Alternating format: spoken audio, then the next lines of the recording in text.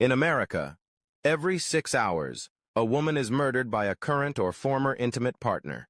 September 15th, 2022, 10:24 p.m.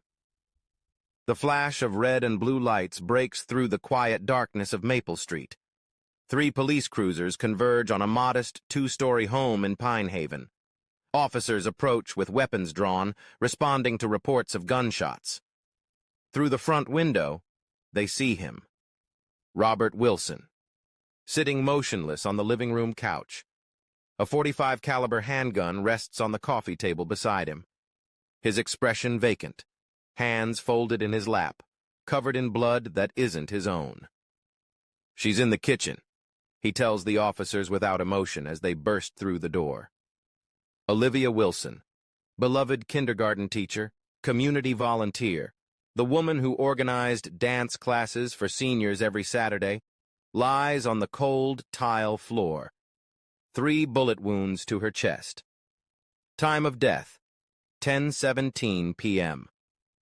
Just 40 minutes earlier, she had been laughing on the dance floor at the town's Harvest Festival, surrounded by friends and neighbors who couldn't imagine the violence about to unfold. Pine Haven, population 7,000. A community where people leave doors unlocked and children play freely in neighborhoods until streetlights flicker on. A place where the annual Harvest Festival brings everyone together for food, music, and celebration. A place where no one expected a dance with a colleague to trigger a husband's deadly rage. If you believe these stories need to be told, if you believe exposing the warning signs of domestic violence could save lives, hit subscribe now to True Crime Hunter. How does an innocent dance transform into murder in just 40 minutes? What invisible danger signs were missed by those closest to Olivia? And most importantly, could her death have been prevented? Room 8 at Pine Haven Elementary School still holds traces of Olivia Wilson. Handprint art lines the walls. A reading corner overflows with pillows she sewed herself. Her handwriting guides young learners across whiteboards, frozen in time since that September evening. "Mrs. Wilson made learning magical," explains Principal Dorothy Klein. "She transformed her classroom into whatever the children were studying, a rainforest, an ocean floor, outer space. Parents requested her class years in advance." After school hours, Olivia's energy flowed into the community center, where she taught dance to everyone from toddlers to retirees. Her weekend classes became social anchors for many residents. "My father has Parkinson's," shares local pharmacist Heather Johnson. Olivia created a special dance program for him and other patients. She believed movement could heal both body and spirit. Those Saturday sessions gave him confidence again.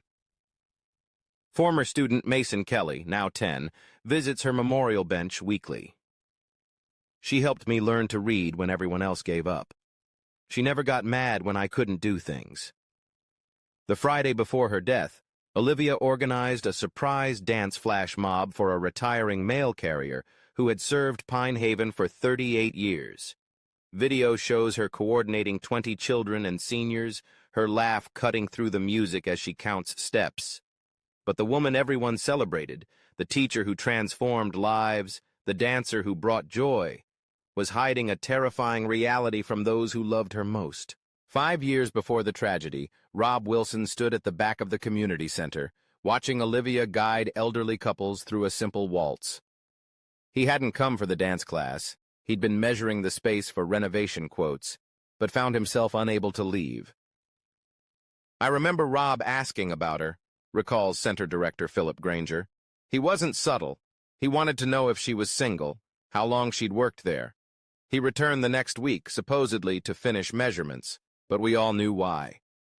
Their first date unfolded at Riverside Park, a picnic Rob prepared himself. Within weeks, they became inseparable. Social media archives show countless photos. Rob surprising Olivia with roses at school, weekend hiking trips, elaborate anniversary celebrations. "The proposal was right out of a romance movie," says Diana Martinez, Olivia's longtime friend. "He arranged for her kindergarten students to hold up signs spelling, 'Will you marry me?' during the school talent show. Everyone cried. Their wedding featured their first dance choreographed by Olivia herself, a blend of waltz and contemporary movements that guests still mention years later. Yet subtle warning signs appeared early. When Olivia's college friend Henry visited 6 months after the wedding, Rob insisted on joining every conversation. Texts released during the investigation show his barrage of messages whenever Olivia went out without him. He called it protection, Diana explains. He'd say, "The world is dangerous for beautiful women." Olivia interpreted his jealousy as devotion. By year 2, Rob had convinced Olivia to share location tracking on their phones, in case of emergency. He began dropping by her classroom unexpectedly with lunch, sweet at first, until colleagues noticed his questions about male staff members. What began as attentiveness morphed into surveillance. Affection transformed into ownership. The line between love and possession is thinner than most realize and far easier to cross. The timeline of Rob's control over Olivia's life reveals a methodical progression. Year 1. Rob installs home security cameras for protection. Olivia's monthly girls' night out shifts from weekly to monthly. Year 2. Rob begins checking Olivia's phone while she showers. Text records show his increasing questions about male colleagues. Year 3. ATM camera footage captures Rob holding Olivia's debit card, entering the PIN himself, and handing her a specific amount of cash. Bank records show her personal account closed that month, consolidated into their joint account that he primarily managed. Co-worker Michael Peters noted concerning changes. Olivia started rushing out after school events, constantly checking her watch. She'd receive multiple texts during staff meetings, stepping out to respond immediately. Pine Haven Community Bank's security cameras documented a troubling incident 18 months before the murder. Rob grips Olivia's arm in the parking lot, his face inches from hers. When she enters the bank alone minutes later, she requests balance information on a withdrawal slip rather than speaking to a teller. She wore long sleeves year-round, recalls bank teller Fiona Rhodes. That July day, her sleeve slipped up when she reached for a pen. The bruising looked like fingerprints. Catherine Thompson, Olivia's sister, grew increasingly alarmed during family gatherings. Rob would answer questions directed at Olivia. He'd correct her stories. Once she mentioned a male parent from school. Rob immediately changed the subject, then made excuses to leave early. During a rare sisters' lunch without Rob, Catherine noticed Olivia checking her phone every few minutes, texting updates about their location. When I questioned it, she laughed nervously, saying, "He worries when he can't reach me." She'd normalized his surveillance. Security footage from stores shows Rob standing unusually close to Olivia, steering her movements with a hand on her lower back or shoulder, contact appearing affectionate to strangers but revealing control to trained observers. Have you ever noticed these warning signs in your own or a friend's relationship? The patterns often hide in plain view, dismissed as protectiveness or love. Share your experiences below. Your insight might help others recognize dangerous situations. September in Pine Haven meant the Harvest Festival, string lights crisscrossing Main Street, local farmers' booths overflowing with autumn produce, and music from 3 stages filling the crisp evening air. For one weekend, the entire town transformed into a celebration of community and tradition. Olivia had spent the day overseeing children's activities, face painting, apple bobbing, pumpkin decorating. By evening, her coordinator duties complete, she joined friends near the main pavilion where a local band played classic rock covers. Festival committee member Jennifer Blake captured video showing Olivia laughing with colleagues, her hair loose from its usual teaching ponytail, stress momentarily forgotten. She looked happy, Jennifer later testified, truly relaxed for the first time in months.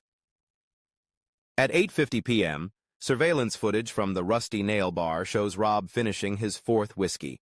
His construction crew had completed a difficult foundation project that day, leading to celebratory drinks. Co-worker Dale Simmons recalls Rob checking his phone repeatedly. He got agitated when Olivia didn't answer his third call, Dale told investigators.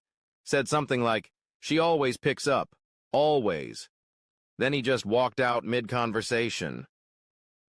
Rob arrived at the festival grounds at 9:22 p.m. 3 separate security cameras track his movement through the crowds, his expression hardening as he scans each area. At 9:34 p.m., he stops abruptly at the edge of the dance area. From Rob's perspective, his wife, smiling brilliantly, dances with a man he doesn't recognize. Thomas Green, the high school's new music teacher, had joined the line dance formation beside Olivia.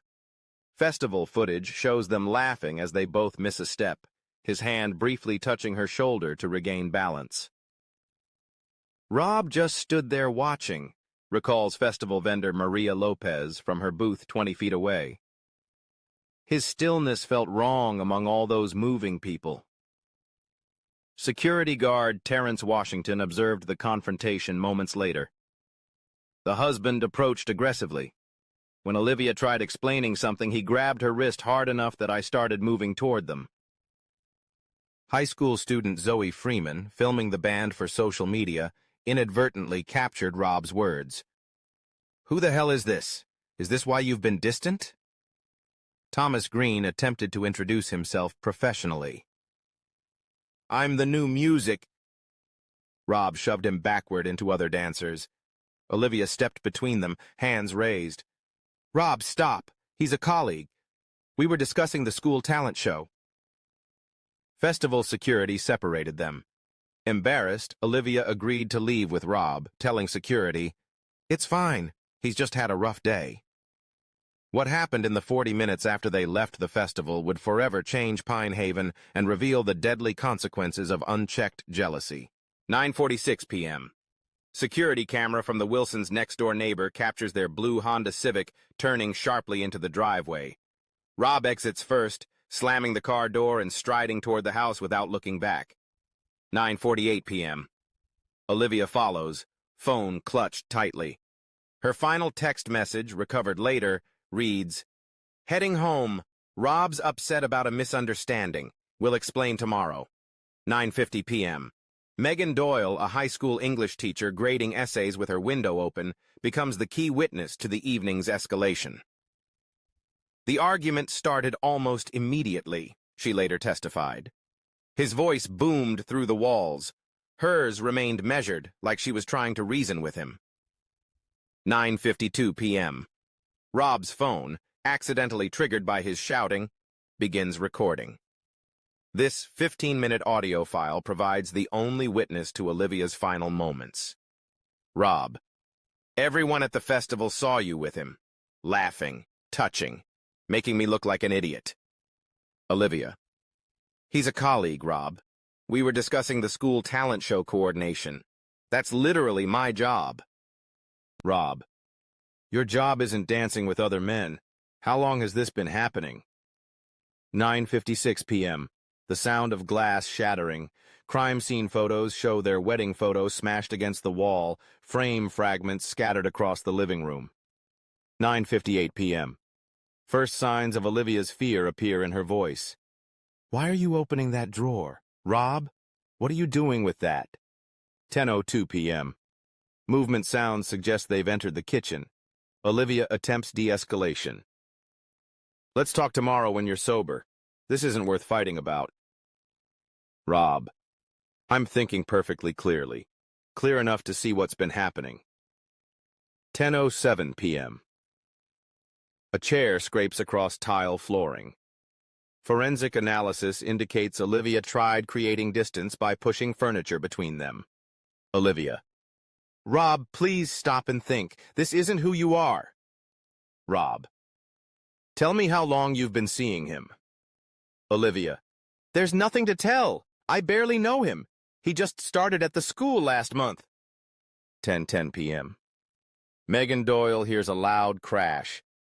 Evidence shows Olivia backed into the refrigerator, knocking off magnets and children's artwork that scattered across the floor. 10:11 p.m. The recording captures Olivia's final words, her voice trembling.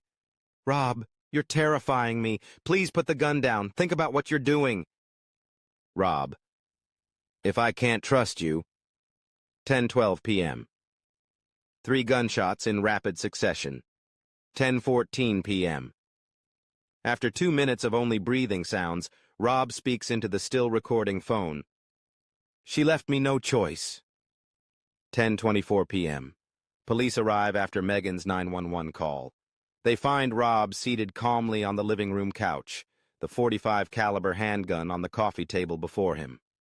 Olivia lies in the kitchen, 3 bullets having struck her chest and throat. The medical examiner later determines she died within seconds. The Wilson home told a story of desperate survival. Forensic teams documented a pathway of evidence, toppled furniture in the living room, kitchen chairs positioned defensively, cabinet doors hanging open where Olivia had possibly sought escape routes.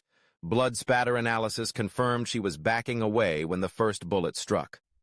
This wasn't a crime of momentary passion, explains lead forensic analyst Dr. Renee Chen. The physical evidence showed progressive violence moving through multiple rooms. She tried creating barriers. She attempted de-escalation. These are classic self-preservation tactics. During interrogation, Rob displayed what Detective Laurel Hamilton termed emotional flatness. Body camera footage shows him calmly describing the shooting while requesting coffee. I asked if he understood Olivia was dead, Detective Hamilton recalls. He nodded and said, "She betrayed my trust. No grief, no shock, just justification." Digital evidence proved most damning.